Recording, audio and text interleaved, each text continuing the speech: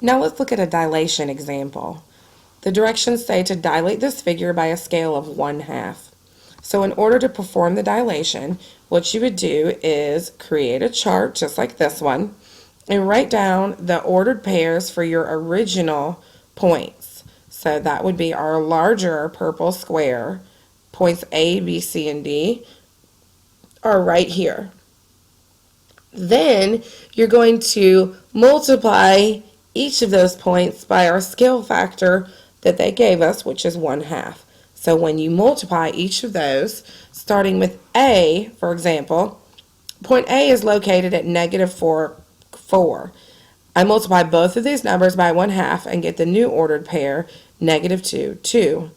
And so what we did was the exact same thing for all of these points and got these new ordered pairs. And when you plot that, you have this reduced square, which is a dilation of our original image, but has actually, instead of being an enlargement, which is what people typically expect, this is actually a reduction. Now let's look at this example. What's the scale factor of this dilation? In this case, they actually gave us the dilation, and we have to tell them what the scale factor is. So we have a chart here with our original points on it, and it also has the points of our final image. But in order to find the scale factor, when we have both of the pictures already, we need to set up a ratio, and you set this up by putting the new data point over the old data point. And you can do this if they give you the length of a side, also by using the ordered pairs.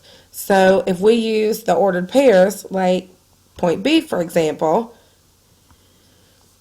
let's use point B to set up the ratio. We have the new point, and we're going to put that over the old. And so I'm just going to use the y value.